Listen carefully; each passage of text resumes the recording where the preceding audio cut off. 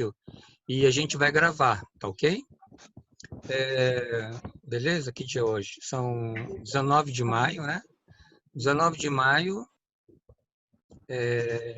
nós iniciamos às 16 horas, mas tivemos uma interferência no início, agora são 16h18, e está presente, representando a equipe da Suelen, Vinícius, Marcos Aurélio, Débora e Vinícius Araújo. O professor convidado é o professor Humberto Deodato, que é o professor que é muito querido na Fibra. E ele vai compartilhar a trajetória de vida, que a maioria não conhece, ok? Professor Humberto, então, com você, pode começar da infância, professor. Foi. Deixa eu te falar, eu estava fazendo um preâmbulo quando alguém falou, vamos direto ao ponto e tal, né? Mas, em verdade, deixa eu só falar assim, mais ou menos o escopo. Eu vou procurar ser o mais transparente possível no intuito de ser instrutivo, conforme eu dizia. Instrutivo no sentido de mostrar o que eu acho que foi acerto, o que eu acho que eu não deveria ter feito, o que eu acho que eu não faria mais, o que eu recomendaria para quem está começando. Então, vou ter esse aspecto, vou procurar fazer, assim, sempre que possível, uma análise crítica em cima de alguns pontos, né? Então, eu falava para vocês que eu tenho 61 anos, eu nasci em 1959. A minha infância ela se deu nos anos 60, né? Então, nos anos 60, a gente vivia, né? O mundo vivia uma renovação de valores, algumas coisas que eu não entendia, o que era amor livre, o que era psicodélico, o que era Humberto. droga e rock and roll, diga. Desculpe, é porque eu estou observando que algumas pessoas estão anotando, eu achei isso legal. Então, só para vocês lembrarem que depois vocês vão gerar um pequeno relatório do que vocês aprenderam. Então, é legal vocês pegarem um papel, um caderno e anotar alguns pontos que vocês acharem relevantes da vida do professor Humberto. Só para lembrar. Obrigado. Professor, tá bom. Oi, fala. Professor, posso tirar uma dúvida antes sobre Pode. o relatório? Pode. É que cada grupo vai ter que mostrar um relatório, né? Não, cada grupo não. Cada pessoa vai fazer um relatório. Cada pessoa. Sim, mas será sobre todas as palestras ou só sobre o seu palestrante? Sobre todas as palestras. Sobre todas as palestras. Ok? Ok. Mas aí não precisa ser um relatório grande. Ok. Um relatório bem resumido. Entendeu? Ok. Ok, obrigado. Desculpa. Humberto, pode continuar, desculpa. Não, sim. Então, no mundo se destacava a corrida espacial, né? A corrida espacial era o que me chamava mais atenção. Eu comecei a ler muito cedo, então eu sabia o que estava escrito nos jornais e perguntava o que era Sputnik, o que era então eu fui uma criança muito curiosa com relação às questões, né? Não havia internet ainda e aqui no Brasil esses anos 60, a partir de 64, né? Porque antes disso nem conta, talvez eu nem me lembre, mas a partir de 64, 65, eu já estava com 6 anos, houve uma grande transformação política, houve uma mudança, né? Que na verdade para mim era imperceptível, não é? Nem por questão de família. A minha família é conservadora, religiosa, não tinha nenhum tipo de participação política. Muito pelo contrário, entrar na universidade já na segunda metade dos anos 70, a minha mãe até falou para mim, não se meta em confusão, não se meta nessas questões todas e tudo, vá para estudar. Então percebam que foi assim uma infância, uma adolescência longe disso, mas o pano de fundo havia se instalado o regime militar. Então, quer queira ou não, aquilo que eu via nas revistas, aquilo que eu folheava naquelas revistas, eu me lembro Cruzeiro, Manchete, Fatos e Fotos, não é? E na televisão, com certeza elas vinham crivadas, elas vinham de alguma forma censuradas, né? Mas, por virem assim, eu não tive uma formação de infância, uma formação política. Eu não tive pais militantes, eu não tive pais políticos que me dessem uma formação, entendeu? Uma compreensão de mundo nesse aspecto. Então, eu muito fui para essa parte científica, muito fui para aquilo que estava em efervescência e aquilo que vinha, né? Como cultura. A música, a jovem guarda, a chegada do rock, esses ritmos, isso era o que chegava até a mim, né? E já posso dizer que um traço marcante na minha infância foi exatamente a curiosidade pelas maravilhas da ciência. Na televisão passavam umas séries assim que me intrigavam muito, Viagem ao Fundo do Mar, um submarino, não é? Perdido no Espaço, nos anos 60, isso tudo me estimulou bastante. E quando eu fui para a escola, eu fui com esse gosto, com essa curiosidade, e sempre fui um aluno destacado. Agora eu fui um regular, eu tinha altos e baixos. Às vezes eu passava um semestre inteiro meio desinteressado, né? Minha família percebia assim, com notas baixas, mas às vezes eu vinha aí e conseguia me recuperar. Era assim sempre. Eu não sei se tinha a ver com professores, se tinha a ver com meu estado de espírito inquieto, mas eu sempre gostei de estudar. Então, com relação à minha infância, ela não teve efervescência política, eu não tive uma formação política, tive uma formação religiosa, sim, e tive, sobretudo, uma orientação acadêmica, não é?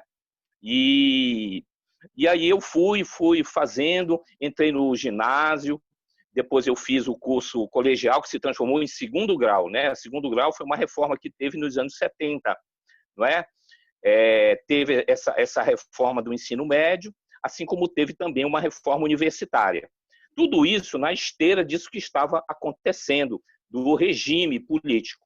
Essas reformas, elas tiraram do ensino médio o ensino da sociologia, o ensino da filosofia, o ensino do latim. Olha só como eu fui atingido. À medida que eu ia alcançando, este mundo fechado que eu no Brasil foi me atingindo também intelectualmente, não é? E já no segundo grau não tinha isso, no máximo que tinha era uma organização social política do Brasil que dava a estrutura de Estado e era algo dogmático, não é? E as disciplinas tinham um caráter bastante utilitário, criaram uma disciplina chamada Programa de Saúde, né? Que era uma disciplina bastante prática, etc. E quando eu entrei na universidade, o ensino superior tinha se transformado também. Eles fizeram uma reforma nos anos 70, a reforma universitária, ela não mais permitir que o aluno tivesse uma turma, assim como vocês têm, que começa no primeiro semestre e termina no oitavo, todo mundo com vínculos, etc. Não, eles fizeram de um jeito que você, em cada semestre, em cada disciplina, você tinha uma turma. Então, não havia essa possibilidade de você ter grupos coesos. E também as disciplinas de humanidades, elas foram totalmente retiradas dos cursos técnicos, né? Eu comecei a perceber que eu gostava muito disso. E eu já na universidade, nesse regime, chamava-se regime de crédito, porque você não tinha uma turma. Você se matriculava no disciplina e se você alcançasse a aprovação, você tinha um crédito. E nesse regime de crédito, eu podia me matricular em algumas disciplinas. Eu fiz Sociologia Geral, eu fiz Introdução à Educação, não é? E fui expandindo a minha base. Eu me ressentia de ter tido essa formação eminentemente voltada para a ciência e para as ciências exatas. Posso dizer isso, talvez eu não tenha falado, mas eu sentia um forte pendor para as ciências exatas. E aí começa uma grande, vamos dizer assim, a primeira grande escolha, né? Essa escolha, ela se deu porque no meu curso de engenharia tinha também uma disciplina chamada Introdução à Ciência dos Computadores. E essa disciplina me chamou bastante atenção, né? E ela era obrigatória para o meu curso de engenharia eletrônica. Era uma disciplina, embora do básico, que ela era obrigatória, ela não poderia deixar de ser feita, eu não passaria para o ciclo profissional se eu não tivesse ela. E, evidentemente, que eu fiz, e lá tinha programação de computadores. Na Universidade Federal do Pará, nós tínhamos um computador. Para traduzir para vocês o tamanho da memória, 16 KB. Ou seja, era uma memória de computador que podia armazenar míseras aproximadamente 16 mil letras. Então, os programas, eles eram programas pequenos e utilizando uma linguagem bastante modesta, chamada Fortran, que era uma linguagem que surgiu nos Estados Unidos nos anos 50, e eu aprendi a programar. E este aprendizado, essa paixão que surgiu, ela viria determinar profundas transformações no meu destino, na minha vida. Porque, a partir desse gosto, eu comecei a procurar outras fontes e acabei indo para Sudã, para a Superintendência de Desenvolvimento da Amazônia. Teve uma prova cujo requisito era ser universitário da área de exatas e fazer um conjunto de psicotécnicos lá e provas de lógica, e eu consegui a aprovação, e eu fiz um curso dado pelos milicos, né? Eu sou cria do regime militar, isso que agora que eu falei, que fechou tudo, que censurou, mas eles estavam com um programa estratégico de integração do Brasil via um grande sistema de computação, via o Ministério do Interior. Eles tinham licitado e comprado um computador meio francês, Honeywell Bull, da Honeywell, que estava agora com uma parte francesa, e tinha esse modelo que era o mais adequado para fazer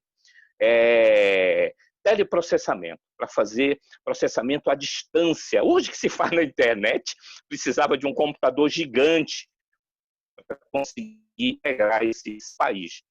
E esse curso, que eu fiz o concurso, era exatamente para formar quadros. E aí eu passei e fiz o meu curso de programação na Sudã, com todo esse know-how, né? Era um curso caríssimo, a gente fazia teleprocessamento com Brasília, a gente entrava remotamente, eu aprendi várias linguagens de programação e eu acabei entrando no mercado de trabalho, e 2 anos depois eu já não estava mais frequentando a minha faculdade de engenharia. Eu já estava nos CPDs trabalhando, imerso numa equipe, né, em equipes, e também nessa época foi uma época em que exatamente o governo militar estava fazendo um grande esforço na informática, né? Na nacionalização de bens, né? de produção para a infraestrutura. Havia uma lei de proteção à informática que não permitia a importação de equipamentos que tivessem já tivessem alguma nacionalização. E nessa esteira, quando eu estava fazendo esse curso, os computadores que iam fazer essa grande rede com Honeywell Bull eram os computadores Cobra, essa sigla, Computadores e Sistemas Brasileiros. Na verdade, Cobra é exatamente isso. Esta empresa, ela viria exatamente para dar esse pontapé estratégico de nacionalizar esses equipamentos. E a gente já fez um módulo para programar este tipo de equipamento. Quando eu fui para as equipes, eu, além de dominar a computação tradicional dos mainframes, né, dos computadores estrangeiros, eu também já tinha curso de formação para programar e operar também esses mini computadores que fariam essa periferia. Tanto que um dos meus primeiros trabalhos que fiz, muito jovem ainda, foi de fazer a migração das perfuradoras de cartão. Ou seja, antes desses equipamentos, os dados nos computadores mainframes eram feitos em cartões perfurados em perfuradoras. e havia uma profissão que eram as perfuradoras de cartões, que eram senhoras, né? A época lá onde eu me inseria já de meia idade, e que eu, né, eu talvez estivesse fazendo 20 anos, né? Eu fui um acadêmico desertor, depois eu vou falar a respeito disso. Eu fui um acadêmico desertor, né? E eu, muito jovem, dei um treinamento para essas senhoras, recebi um certificado. Eu fiz a evolução tecnológica do parque de transcrição de dados, de entrada de dados das perfuradoras de cartão para esse novo equipamento, inaugurando uma nova era, onde você não tinha mais a perfuração, e sim a digitação de dados, né? Então, isso foi cada vez mais me impulsionando para o mercado de trabalho, né? E aspectos, tem uma passagem muito interessante que às vezes eu conto, e rio, né? Em 1982, eu já estava com 23 anos, eu já me considerava um sênior, né? Porque eu tinha começado com 19 profissionalmente, tinha começado com 17 academicamente, com 23 eu já era um sênior, né? Eu me considerava assim. Então, eu, já como sênior, eu fui chamado num órgão para desenvolver um sistema para fazer a apuração da eleição de 1902, né? De 1982, porque haviam rumores que a empresa que estava processando no Rio de Janeiro estava desviando, estava falseando os dados, prejudicando o Brizola, que era um anistiado que estava disputando contra o sistema o governo do Rio. E nós tínhamos aqui um quadro similar, nós tínhamos o Jader Barbalho, que na verdade era exatamente isso. Ele era o candidato que representava os progressistas. Ele reuniu desde estudantes e todos os partidos, né? E teve o apoio do governador Alacide Nunes, que foi o precursor da nova república. O Pará, ele teve essa característica, ele rompeu e apoiou este candidato em 1982. E eu, como era funcionário do CPD do Estado, eu fui convidado para fazer esta apuração. E eu me lembro que eu e mais um outro colega ficamos, acho que 2 dias e meio ou 3, enfurnados lá no órgão, aprontando para que a gente conseguisse correr contra o tempo, conseguisse trazer os boletins de urna. Naquela época não tinha urna eletrônica, os boletins eram de papel. E se digitava aquela informação, passava por uma consistência, subia numa fita magnética e geravam os mapas. E num dado momento eu estava por lá e era eu que anunciava lá para os políticos, para as pessoas lá que iam receber a informação. Aí eu, tão empolgado, já me julgava político, já dizia tantos para nós, né? Eu já era a própria facção política já, né? Tão empolgado que estava. Não sabia que se a gente perdesse a eleição, a gente estava numa roça, né? Porque a gente estava disputando contra um candidato da situação, um candidato do regime, né? Mas o Jader ganhou e foi, digamos assim, minha primeira vitória profissional, né? Eu senti realmente o gosto profissional. Eu não digo político porque, conforme eu falei, eu não tive nem essa formação toda. Eu até então era um alienado, né? Eu estava ali servindo, né? Senhores, pessoas que estavam ali e que estavam aproveitando o meu conhecimento técnico, né?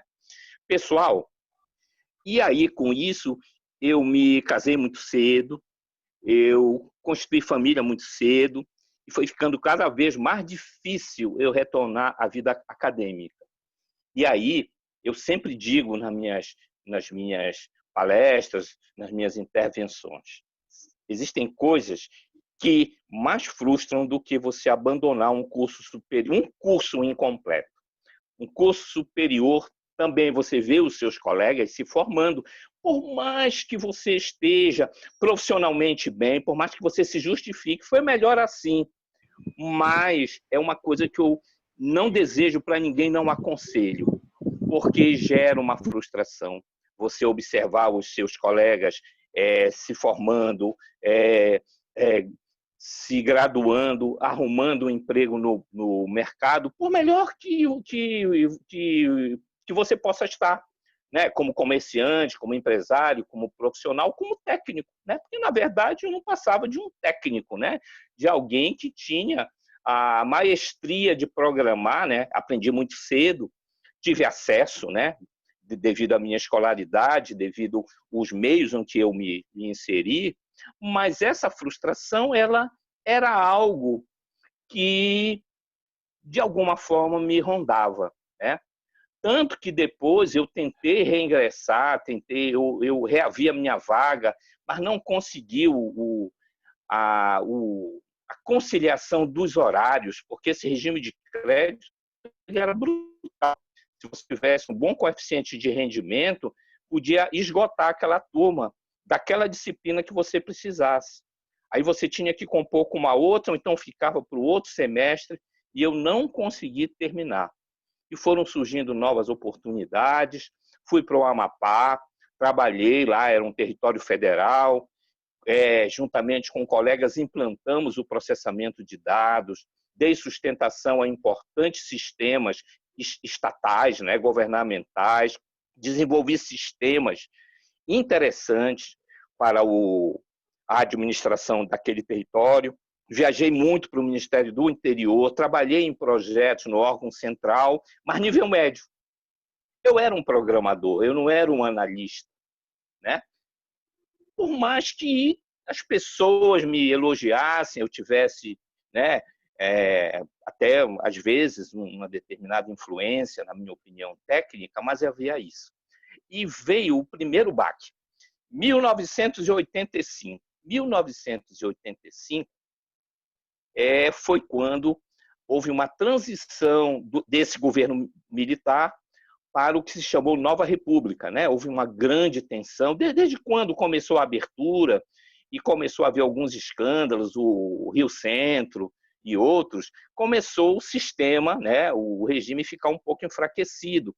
E aí movimentos, direta já, isso começou, e quando foi em 85, culminou com a eleição de um civil, de uma chapa civil, que foi o Tancredo Neves e o José Sarney, né? Muito bem. Nesse período eu estava no Amapá e tomava conta de importantes sistemas. E aí houve uma grande mudança. Mudou o governador, mudou tudo. E a secretária lá de planejamento, onde ficava o órgão de informação, ia fazer, festejando o clima de Nova República, né, repudiando o autoritarismo,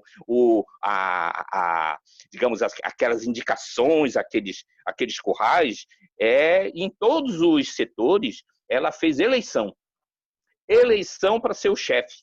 E o Centro de Processamento de Dados, os funcionários me escolheram, porque eu tinha um domínio técnico, eu conhecia os clientes, né, do órgão. E aí ela colocou na lousa, me lembro como se fosse hoje, requisitos. Aí colocou formação superior. E eu não tinha. E aí eu indiquei uma outra pessoa, eu estava com um determinado poder político, né? Eu era a pessoa favorita que queriam, e aí nós fizemos uma composição e eu fiquei como assessor, né, desta pessoa que viria a ocupar a gerência, era nível de gerência esse cargo, não é? E a partir daí começaram as lâmpadas amarelas, né, de advertência, começaram a acender de que alguma coisa tinha acontecido e que isso não estava legal, né? Mas não foi fácil, não foi fácil. Eu consegui fazer esta migração. E andei pela iniciativa privada, e numa empresa que eu trabalhei, que ficava em Santa Isabel, lá eu conheci o professor Wilson. O professor Wilson, a gente se conhece desde 1992, já nos anos 90. Ele foi trabalhar lá também. E aí eu fui questionado, né? Nós fizemos uma apresentação de um plano de informatização para todo o grupo. Era o grupo Apil, de avicultura, que ficava lá, era fábrica de ração, era fábrica de ração, granjas, com produção de ovos, enfim, era uma série, tinha até um ramo de informática, Apil Data, olha só. E aí nós fizemos um plano, apresentamos um plano de de informatização. Mas a gente já tinha muitas soluções desenvolvidas e tudo. Eu desenvolvi uma ferramenta à época. E aí, uma pessoa na audiência perguntou para mim, na saída, falou: Humberto, estás formado em quê? E eu confesso que eu não sabia o que responder. Se eu me enterrava, né? Eu me senti sei lá, um vigarista, né? Como é aquelas pessoas que professam uma profissão sem ser, né? Agora não me faltou a palavra. Né? Tipo um médico, né? Que fica passando receita, mas na verdade não é. E aquilo ali me incomodou bastante. No outro ano eu retornei para a universidade, só que agora, em vez de eu fazer a engenharia, que eu percebi que eram muitas disciplinas e tudo, eu fui fazer aquilo que eu gostava. Eu fiz matemática bacharelado. Aliás, eu passei em ciência da computação e depois eu vi que era uma quantidade muito grande de disciplinas e que eu precisava me dar um pouco daquilo que eu gostava academicamente. Há algumas disciplinas eu tive algumas contrariedades, porque eu já tinha uma formação, eu já tinha uma experiência muito grande, e às vezes eu não gostava de determinadas abordagens. Eu falei, eu não vou me aborrecer com isso, e aí eu fiz um vestibulinho, né? Fiz um concurso interno e fui fazer matemática, que foi a minha primeira formação, me formei bacharel em matemática. E a matemática em si eu sempre gostei. Em verdade, talvez por essa veia da computação, eu não gosto da matemática pura, eu gosto da matemática aplicada. Eu pensei para a Unicamp, mas na época eu estava com cargo em comissão, mais uma vez ido pela questão da programação, né, dessa minha atividade, e aí não havia possibilidade de eu fazer esse afastamento e ficar percebendo essa minha gratificação. E aí eu fui para a Geofísica. Mas por que para a Geofísica? Porque era o único curso da Universidade Federal do Pará, à época, que permitia, além de ser interdisciplinar, me permitia exercitar a aplicação da matemática e da própria computação, né? Em verdade, meu professor orientador me confessou, depois que eu só entrei, porque eu tinha um currículo com computação. Tanto que eu fui o último lugar, eram 6 vagas, eu fui o 6º. Na verdade, ele me disse, eu te puxei para dentro porque tu tens essa coisa, né?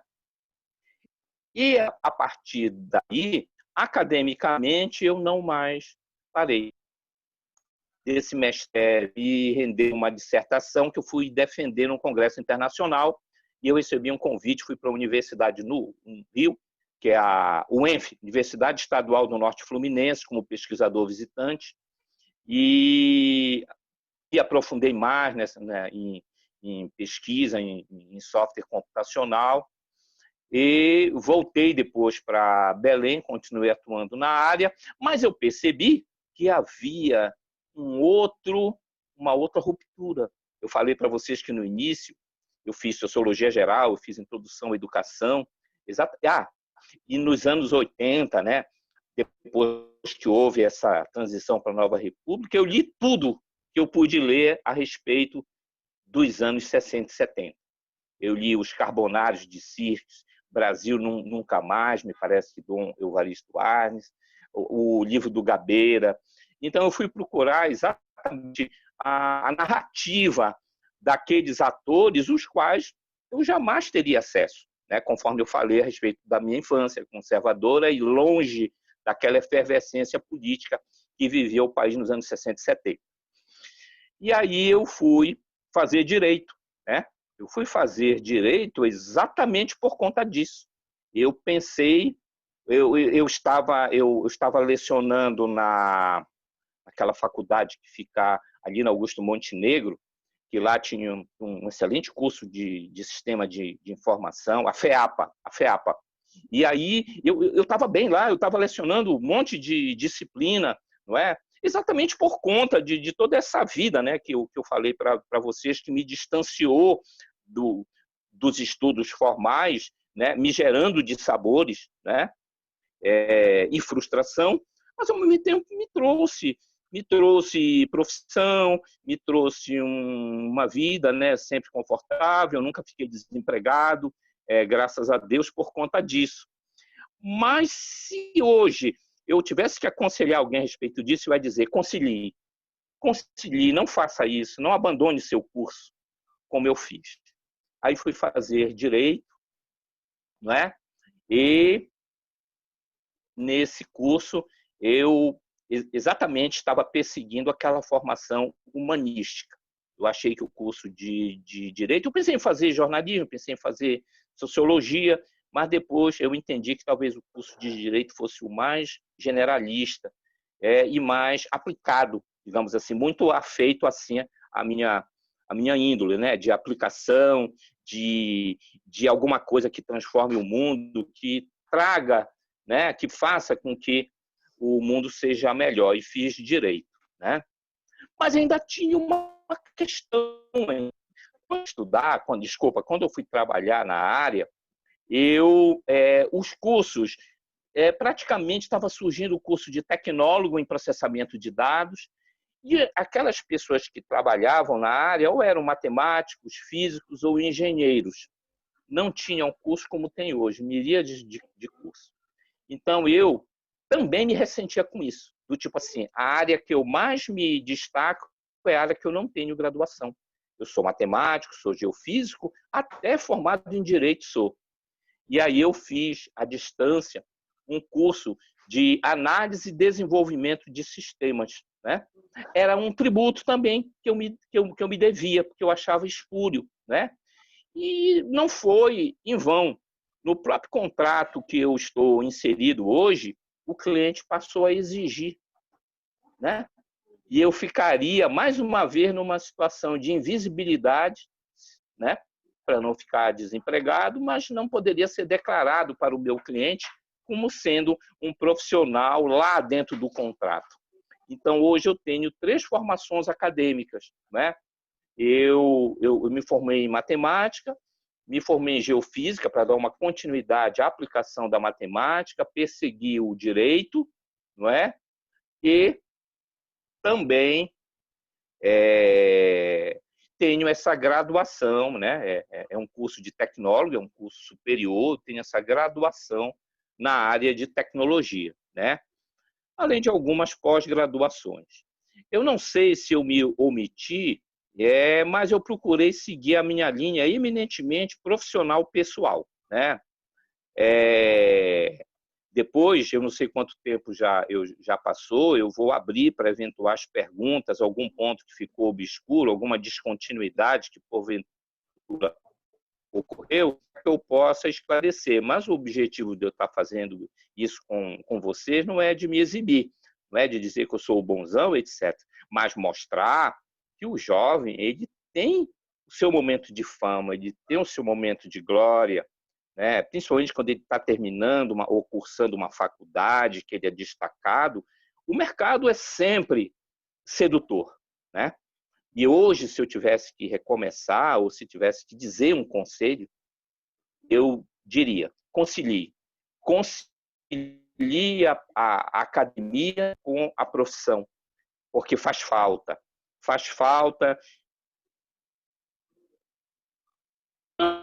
Eu não digo nem porque para um concurso público, eu diria até mesmo digamos assim, a tua necessidade de autoafirmações acadêmicas. Eu tenho hoje um respaldo acadêmico, emitir um laudo, eu tenho um respaldo acadêmico para escrever um artigo sobre um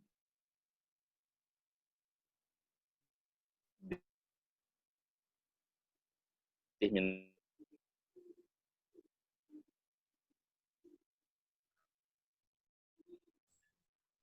Alô, deu uma travada? Humberto, acho que caiu aí a internet dele. Será que caiu a internet dele? Para mim parou. Mas vocês estão me ouvindo, né? Sim. Sim, mas ele travou.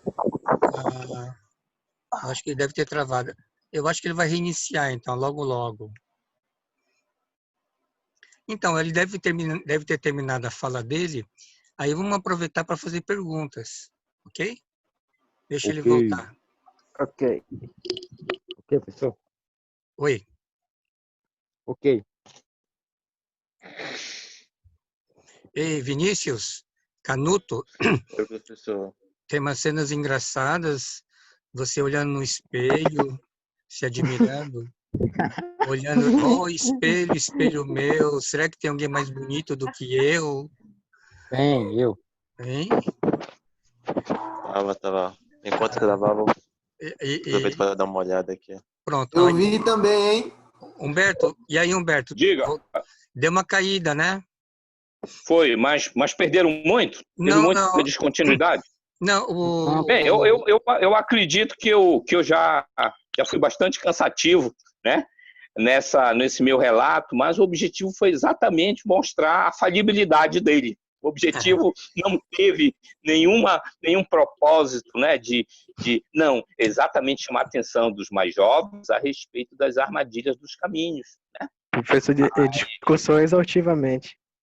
Oi? Fez um discurso exaustivamente. Sabedoria Pois pura. é, então agora, aproveitando, talvez eu ainda tenha algum tempo, né? O professor estimou em 40 minutos. Eu não sei se já usei tudo isso, mas caso vocês tenham alguma pergunta, alguma dúvida sobre algum aspecto que tenha ficado assim não muito explicado, muito simples, né? Porque eu não criei um roteiro, né? Não criei um roteiro de uma série, né? Para Netflix, né? Onde você organiza tudo e vai colocando, né? Os episódios. Então, eu estou à disposição para responder alguma pergunta. Professor? Diga. Que reforma foi... Peraí. O que foi a reforma universitária, professor? Direito? Não entendi. Reforma universitária, deixa eu lhe explicar, tá? Aqui, talvez não esteja falando o professor da disciplina tal, o professor Humberto, eu sou um convidado, né? Então, como convidado, eu posso falar como cidadão, não é? A reforma universitária, que ocorreu nos anos 70, ela tirou muitas disciplinas de humanidades. Para vocês terem uma ideia, eu vou só ilustrar. Quando se fazia os cursos, tinham duas disciplinas: estudo de problemas brasileiros 1 e estudo de problemas brasileiros 2. A primeira no ciclo básico e a outra no profissional. Eu fiz a do ciclo básico, estudos de problemas brasileiros. Eles eram ministrados por militares mesmo, tá? Esses cursos. E aí eles faziam perguntas do tipo: se apresente, diga o seu número de matrícula, diga seu curso e diga o seu propósito aqui na universidade. Né? E aí eu observava que quando os colegas diziam, por exemplo, falou assim: sou fulano de tal, sou do curso de Engenharia Química e hoje a minha área de interesse é ciências políticas. Milito no movimento estudantil e tal. A gente sentia que não era muito bem recebido. Aí um aluno chegou lá e disse: eu sou fulano de tal, sou do curso de Engenharia Eletrônica e o meu passatempo predileto é montar circuitos eletrônicos. Aí eu disse: eu sou Humberto Deodato, sou do curso de Engenharia Elétrica, minha matrícula é essa, e eu tenho um hobby de programação de computadores. E aí o militar disse: excelente, excelente, o Brasil precisa de jovens como você. Né? Então havia um movimento exatamente de desmontar a consciência política das gerações. Né? Exatamente isso. Então, essa reforma ela fez o seguinte: tirou, né, as disciplinas de humanidade, tornou o curso muito mais utilitário, muito mais voltado para as práticas profissionais, né? Segregou em 2 ciclos, o primeiro ciclo básico, mas também muito enxuto, que não permitia uma formação. E com relação ao convívio acadêmico, ele tirou a ideia de turma, não havia mais aquela turma, como vocês veem, a turma que se forma, que entra junto com você, é aquela turma que vai se formar. Não. Era feito de um jeito que o aluno ele não tinha mais essa identidade de grupo. Ele simplesmente se matriculava numa disciplina e essa disciplina valia tantos créditos, e no final, quando ele computasse aqueles créditos, ele estava formado. Essa reforma ela se deu em 1973, foi implantada a partir de 74 na UFPA. Quando eu entrei em 77, ela já estava totalmente assim, né? Eu lhe respondi em que consistiu essa reforma universitária. Humberto, eu queria fazer uma pergunta para você, que é uma coisa que eu admiro muito, que é a sua capacidade de estar fazendo vários cursos, né? Você faz vários cursos, fez vários cursos de ensino à distância simultaneamente. Eu queria saber como é que você consegue essa disciplina, porque não é fácil, né? A gente estudar presencialmente já é difícil, estudar no EAD é bem mais difícil ainda. Eu queria saber de onde que vem essa disciplina e como é que você faz para conciliar o tempo, porque eu acho que essa talvez seja a maior dificuldade. Deixa eu lhe explicar. Nessa vida de programador, né, que eu vivi esses anos, né, conforme eu falei para vocês, se eu disser que eu tenho 41 anos de carreira, não é surpresa nenhuma, né? Falei que comecei muito cedo, a minha carteira foi assinada a primeira vez quando eu ia fazer 20 anos, né? Então, nesse período, o meu estilo de vida, ele foi muito de programação, ele foi muito de colocar soluções, né? Vender soluções.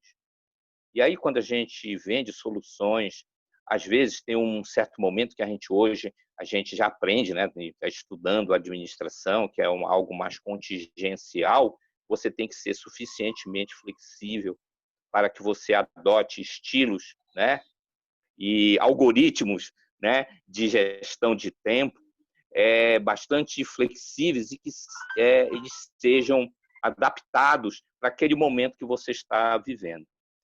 Existem momentos em que eu estou agoniado. Então, existem momentos em que eu tenho que escolher uma prioridade. Não pense que eu já planifiquei todas as minhas disciplinas. Às vezes, eu fico agoniado. Aí eu tenho que pegar, esquecer aquilo que eu estou fazendo e colocar a carga máxima. Isso existe. Você sabe, né, que o sistema computacional ele é limitado, a memória é limitada, o processador é limitado.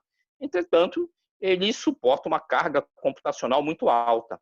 Você sabe por quê? Porque ele trabalha com threads, ele trabalha com linhas de execução. Aquilo que você pensa que o computador, que o teu dispositivo móvel está fazendo ao mesmo tempo, ele está fazendo de uma forma escalonada. Às vezes, determinadas operações elas são tão críticas que você precisa desligar tudo e fazer aquela operação até o fim. Então, existe um determinado momento em que eu tenho que alterar o meu estilo, esquecer algumas coisas, não estou para isso, está fechado, e eu venho aqui e fecho aquilo ali. Em verdade, eu não deixo em aberto. O que existe é o seguinte, eu tenho uma plena gestão dos processos que eu tenho que concluir. Então, se eu tenho que fazer uma prova no EAD, e essa prova vai me dar reprovação ou aprovação naquela disciplina, eu não vou passar se eu não fizer, e eu não tive o suficiente tempo, porque eu tive imprevistos e tive outros problemas que eu me envolvi, vai chegar um momento que eu vou ter que adotar um regime crítico, contingencial, uma gestão de crise ali naquele momento para concluir aquela disciplina, e com certeza eu vou ter que deixar de lado alguma coisa, né? Então, quando alguém me vê totalmente alheio, totalmente sem fazer, totalmente inerte, alguma coisa eu estou fazendo em prol dessas tantas coisas que você falou que eu faço. Então, em verdade, existe sim uma determinação. Agora, não existe aquele planejamento harmônico feito de tal maneira que as coisas ocorrem assim, não. Muito pelo contrário, porque quanto mais atividades você se envolve, mais incertezas você tem, né? Mais crises você vai ter de administrar, né? É uma plataforma do teu EAD que caiu, não é? É um trabalho seu que teve uma súbita mudança de regime que está exigindo mais de você, um projeto que você se envolveu e que teve que se dedicar mais horas para dominar um assunto? Isso tudo surge. E aí, o que é que resta para você conseguir os seus objetivos?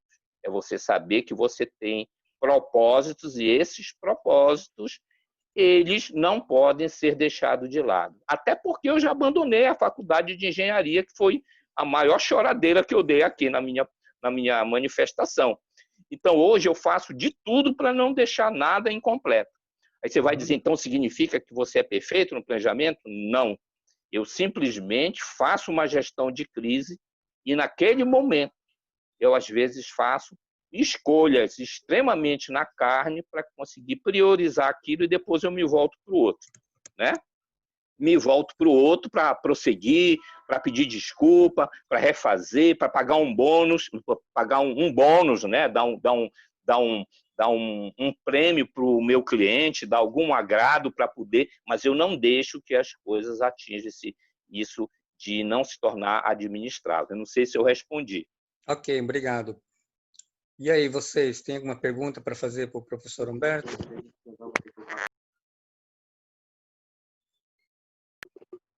Não, professor, sem pergunta.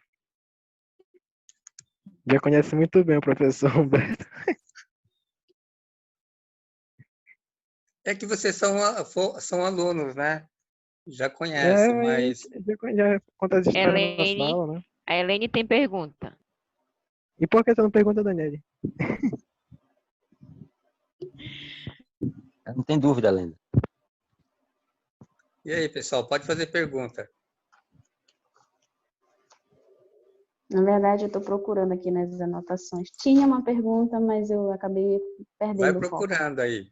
Enquanto Pode isso... procurar. Alguém tem alguma pergunta para fazer?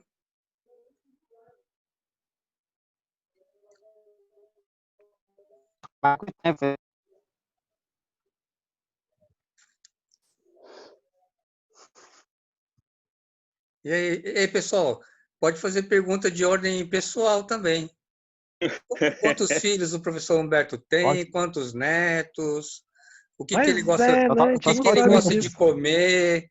Humberto, qual é o seu prato favorito? Açaí. Eu gosto muito de caruru. Gosto. É bom, é bom. Gosto muito. Professor, Diga. só torce para Paysandu ou Remo? Pois é, né? Eu também passei uma fase fanático por futebol, fanático por time de botão. A gente nunca vai saber isso também.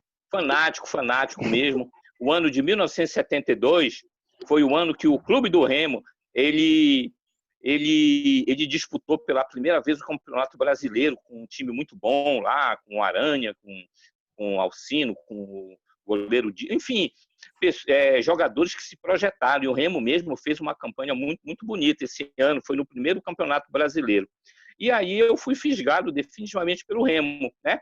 Eu, na verdade, eu ficava ali, às vezes olhava o Paysandu, olhava o Remo e tudo, mas nesse ano de 72 foi o ano em que eu realmente me identifiquei e passei a ser torcedor do Remo. Mas depois passou essa paixão pelo futebol. E aí os times de botão, eles refletiam aquelas minhas paixões, que era o Remo, era o Cruzeiro em Minas, o Flamengo e o Corinthians, esses 4 times, né, que eu gostava, eu reproduzia essa paixão nos times de botão e gostava muito, colecionava a revista Placar, né, que era uma acho que não existe mais. Ainda existe. Hein? Eu acho que ainda existe. Eu acho que ainda existe a Placar. Tá, pois é. E então, respondendo à pergunta, né, eu fui, né, hoje eu vejo o pessoal discutindo tudo, né, que o Remo está bem baixo, né, tá mais abaixo que o Paysandu, né, mas eu era remista, né, então, como se diz que isso é algo que não se muda, né, então eu posso dizer que sou remista, né, embora não seja militante, né, não assista nem jogo, mas a gente não pode negar o passado. Eu sou remista. Professor, o senhor disse Diga. que o senhor entrou na faculdade com quantos anos mesmo? Foi quando o senhor fez matemática? Matemática, eu já entrei com 34 anos. Eu já ocupava um cargo em comissão. Eu ocupava um cargo em comissão no Estado. Né? Quando o senhor ocupava esse cargo, o senhor era só técnico? Ou não? Olha, um cargo em comissão, o que é que você entende por só técnico? Não era um curso de graduação? Não, um cargo em comissão que eu digo, eu ocupava no Estado um cargo comissionado. Um cargo comissionado é aquele cargo em que é uma indicação de alguém. Então, eu tinha uma função técnica, esta função técnica me permitiu um conhecido da universidade, o professor Moraes, ele me convidou para ser assessor dele. Eu tinha esse cargo em comissão e eu conciliava isso com meus estudos acadêmicos. Então, eu já tinha mais de 30 anos, em torno de 35 anos. Eu passei uma longa temporada tentando reingressar, verdade, mas sempre faltava uma coisa ou outra, faltava tempo, faltava possibilidades, às vezes eu estava em empregos que não me permitiam. Por exemplo, esse de Santa Isabel, eu tive que deixar para ir fazer a UFPA, era totalmente inviável. Eu saía, no máximo eu ia conseguir sair 17 horas do meu emprego. Como é que eu ia chegar, né? Mesmo noturno que fosse o curso, e eu tive que sair para ir para um outro local, trabalhar num outro local, aqui na Praça Batista Campos, no centro de Belém. Mudei de emprego, mudei até de patamar de renda para conseguir fazer isso. Foi, digamos assim, um caminho de volta. Então, eu já estava maduro. Diga. O caminho de volta, o senhor sentiu muita dificuldade no contexto acadêmico, professor?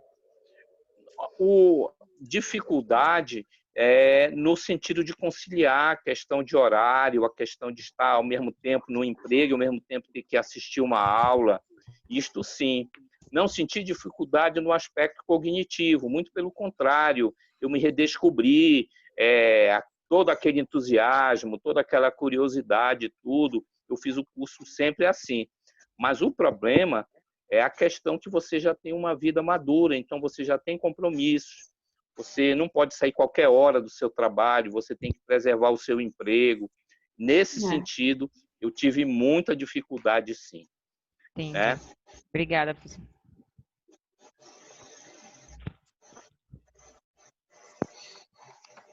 E aí, galera, alguém tem uma pergunta? Engraçado, Humberto, que você conseguiu reingressar na faculdade já com uma certa idade, mas também depois não parou nunca mais, né? Foi. Engatou a primeira, foi na segunda e não parou. Até hoje está estudando. Sim, foi. Foi, mas foi até porque não tinha assim tantas possibilidades, né? Eram possibilidades menores, então sempre é mais difícil a gente conseguir. É justamente por isso que uma vez, numa palestra, eu falei assim, tem duas coisas que você tem que pensar mais de uma vez. É você abandonar um curso acadêmico, principalmente, e vender um imóvel, né?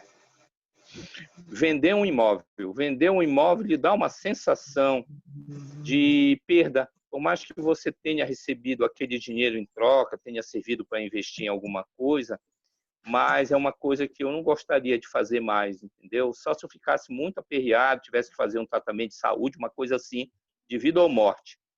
Mas é uma coisa também que, pelo menos para mim, eu não sei se eu tenho essa característica mais conservadora, tudo, mas vender um imóvel depois que ele é seu, ele também lhe dá uma certa frustração, né? Porque você não passou aquela crise, porque você não encontrou outra fonte de financiamento para aquela tua necessidade.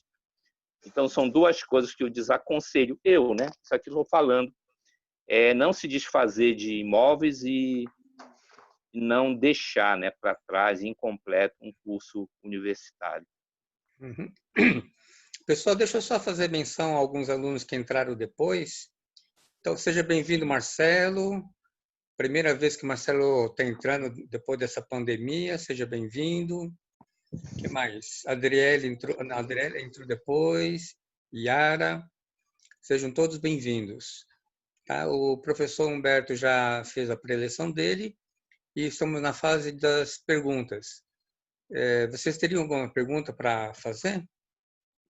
Marcelo, você tem alguma pergunta para fazer, Marcelo? Bom, professor, eu acabei de entrar e perdi o assunto. Uma pergunta sobre o professor Humberto. Alguma curiosidade? Eu tenho. Quantos anos ele já está trabalhando na fibra? Quantos anos você trabalha na fibra? Desde 2015. Esse é o 11º semestre. É o semestre 11, né? Eu comecei no primeiro semestre de 2015, né? Eu me reencontrei com o professor Wilson e aí falava para ele que eu tinha concluído um curso de Direito. Nos encontramos lá na Saraiva. Aí ele falou que talvez precisasse de mim para essas disciplinas técnicas, né, como sistemas de informação, projetos e tudo, e a gente trocou o telefone.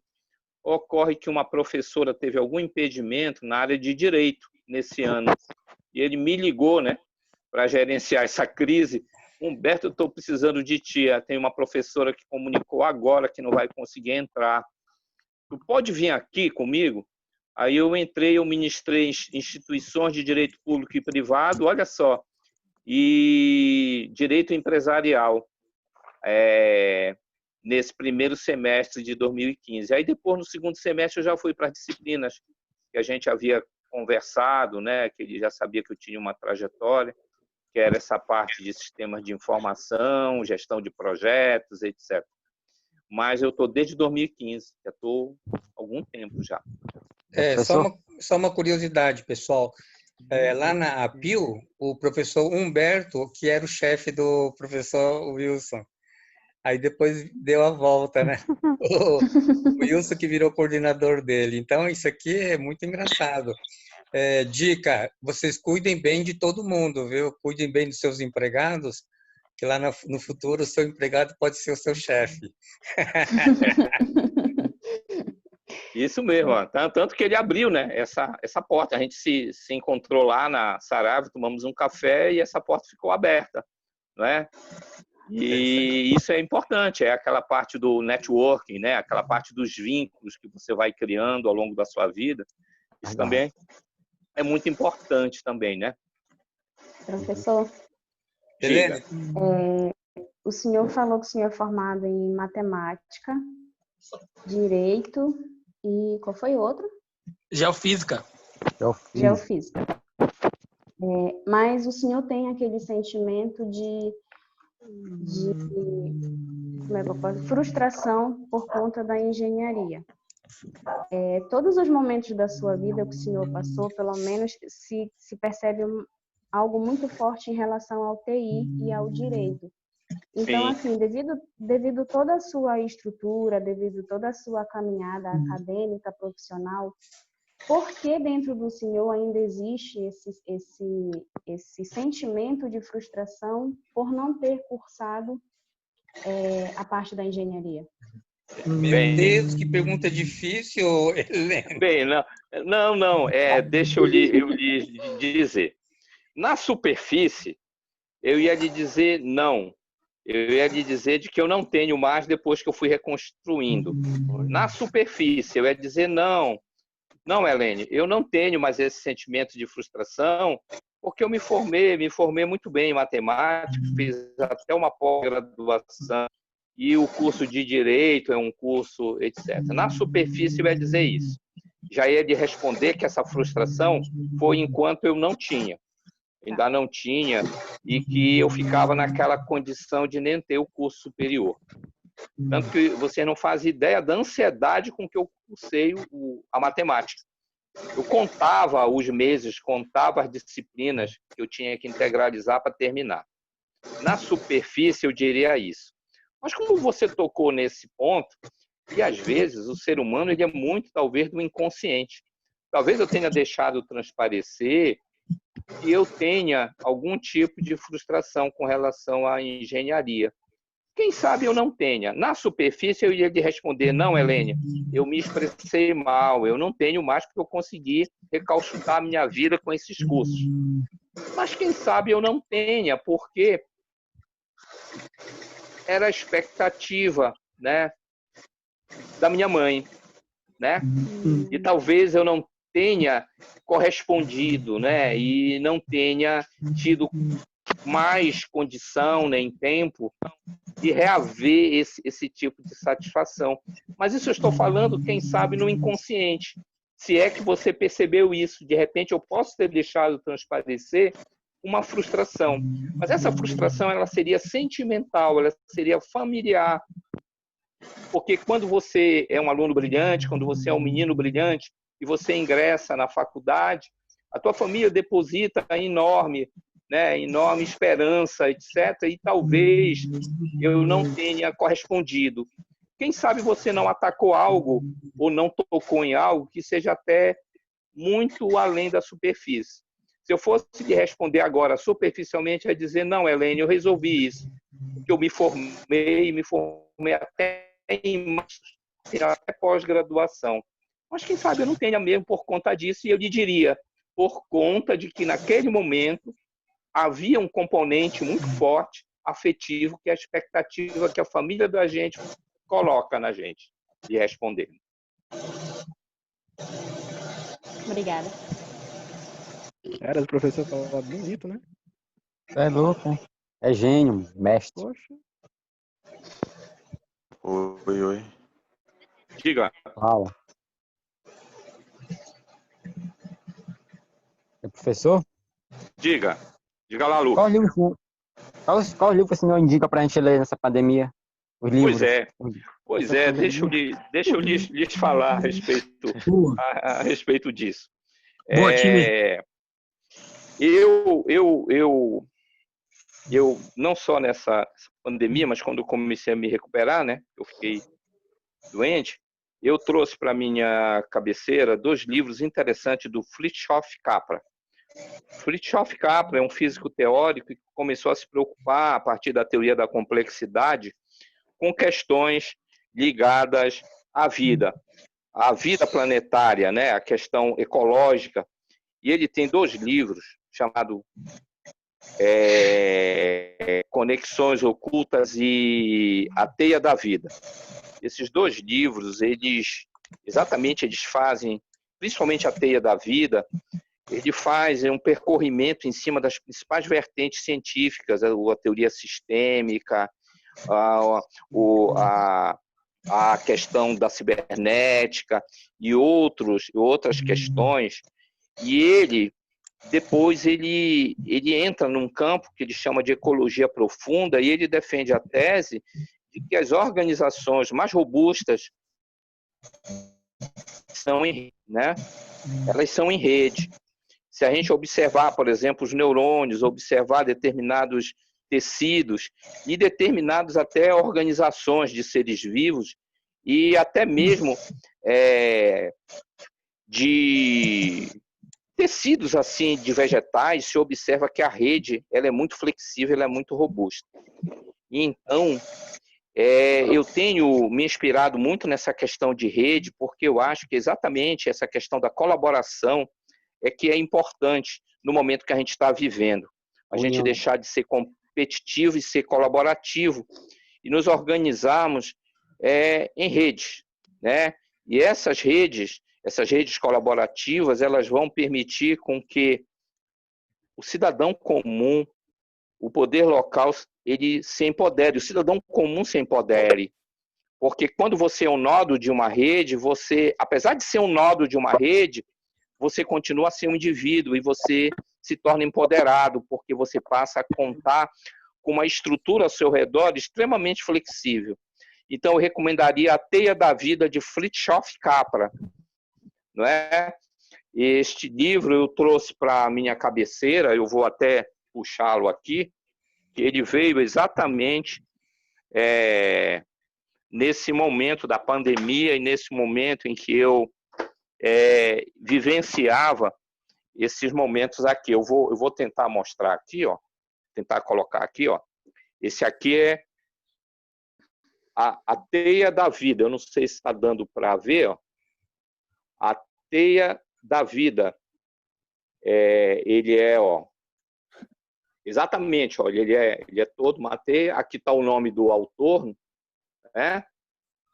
E ele tem também esse outro, né? Coloca as bases, é um livro mais antigo, faz parte da obra dele, Conexões Ocultas, né? Conexões Ocultas é esse outro livro, do Fritjof Capra. Eu trouxe ele para a cabeceira, eu vou voltar a ler, porque depois que eu me recuperei, eu estou tendo uma carga de trabalho, né? dos meus afazeres, dos meus compromissos, de onde eu me insiro. Mas esses livros eles são muito importantes exatamente porque eles mostram um novo modelo de sociedade, onde você sai de modelos competitivos e entra em modelos colaborativos. E que eu acho que eu acredito que exatamente é o grande ponto de inflexão que a gente vai ter que fazer. Não sei se agora, né, com o vírus, ou se ainda vai acontecer, mas eu acredito muito nisso, é um tema que eu me interesso muito, essa parte das organizações em rede, né? As redes colaborativas. Eu considero esses modelos assim como sendo grande potencial para as novas propostas de organização social. Entendi. Diga lá, Vinícius. Não, faço minha pergunta depois. Você tá conseguindo me ouvir? Tô sim, diga. A minha pergunta, mas só que depois eu faço, porque eu não tenho certeza que às vezes o meu fone funciona, às vezes não. Como assim? Não tô entendendo. Faz logo enquanto funciona. Não, Deixa de a pergunta que eu queria fazer, depois que o senhor terminar, Deixa de tese, como é que o senhor acha que vai ficar, como o senhor tem conhecimento em TI, a nossa sociedade agora, né? Porque muitas empresas estão passando para a parte de virtual, saindo da parte física, saindo para a parte do virtual. Isso vem crescendo muito. Como é que eu acho que vai a tendência agora daqui para frente? Bem, existem dois grandes... Existe agora um dilema, né? Ou a gente vai partir para a sociedade do controle, onde o Estado, exatamente com essa tecnologia, vai se tornar onisciente, onipresente e asfixiar e tolir a liberdade, ou a gente vai partir para o empoderamento, né? O empoderamento do cidadão. Exatamente pela questão da tecnologia que vai essas ferramentas, elas vão, em alguns aspectos, elas vêm para ficar.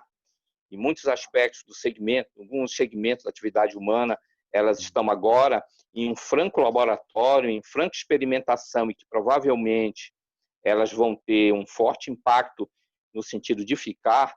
Isso aí seria aquela resposta na superfície. Olha, tudo vai modificar, o teletrabalho vai se fortalecer, os deliveries, né, as plataformas, as entregas de valor baseado em sistemas de informação. Isso seria na superfície. Mas eu diria algo muito mais profundo e muito mais preocupante, que a gente tem um dilema na nossa frente. Ou a gente vai partir, vamos chegar numa sociedade de controle, onde os estados eles tenderiam a controlar o indivíduo, o cidadão, ou a gente vai ter que se empoderar. Eu, como cidadão, vou conseguir participar das instâncias decisórias do meu país e, quem sabe, até do mundo. Aí é muito legal do que você imaginar. Não, nós vamos ter agora um poder, porque tudo é TI, tudo é conectado, vamos ter agora um governo único que vai me controlar desde a minha temperatura, meu cartão de crédito, até o que eu penso. Mas eu diria outra possibilidade de, exatamente por ter todas essas facilidades, eu como cidadão posso participar. Eu, como cidadão, posso virtualmente estar numa audiência pública. Eu, como cidadão, posso opinar a qualquer momento via plataformas de e-gov e conseguir alterar a sociedade onde eu vivo. Então, sim, lhe respondendo, Vinícius, essa tecnologia vai deixar a sociedade totalmente transformada na superfície. Mas eu pediria que você refletisse o que você quer, uma sociedade controlada por grandes estruturas estatais lhe controlando tudo, ou você empoderado de posse de instrumentos de conectividade, trabalhando em rede com outros cidadãos, com outros pensadores, construir uma sociedade melhor. Esse é o grande dilema, penso eu. Isso na minha visão, lhe respondendo. Ok. Humberto, a gente já está com o tempo bastante adiantado, né? Eu queria muito agradecer a sua participação. Eu acredito que você ensina não somente pelo que você fala, mas você ensina muito mais pelo que você vive. Porque você realmente é um exemplo de um professor que tem um conhecimento amplo, né? Eu me lembro que quando eu entrei na Fibra, um aluno chegou para mim e falou assim: olha, o professor Humberto parece uma enciclopédia ambulante. Ele entende de tudo. Eu não conhecia você, mas eu conhecia a sua fama, né? Que os alunos admiravam muito Obrigado, o seu conhecimento amplo. Então, parabéns, viu, Humberto, por essa trajetória de vida. Nós estamos muito felizes de você ter vencido o coronavírus e estar bem de saúde e estar aqui conosco, né, dando seu depoimento. Então, queremos agradecer a Deus por isso. Eu também. Eu quero Muito obrigado. parabenizar a todos vocês hoje. Eu estou muito orgulhoso da turma. Hoje nós chegamos a ter cerca de 16, 17 pessoas participando, que é um grande recorde na nossa turma. Então, parabéns a todos. Na próxima semana nós temos o trabalho da turma da Glícia. Eu acho que ela vai convidar a avó dela, ok? E daqui a pouco nós vamos gravar na verdade, o vídeo já está sendo gravado. A gente vai deixar gravado para que aqueles que não puderam assistir possam... Que foi, Vinícius? O Vinícius... O que o Canuto está rindo lá? O Canuto... Aí vocês vão poder depois vocês vão poder assistir. O do Marcelo, professor. Desliga teu áudio, Vinícius. Ai, meu Deus. Tá bom, pessoal. Então, parabéns a todos, tá, pessoal? E a gente vai se falando, então. Professor Humberto, valeu, muito obrigado. Se vocês gostaram, coloca o joinha. Tchau, professor, obrigada. Coloca um feedback lá no comentário no grupo. Grande abraço a todos, valeu. De qualidade. Tudo de bom. Saúde para todo mundo. Mostra a coxinha aí, Marcelo.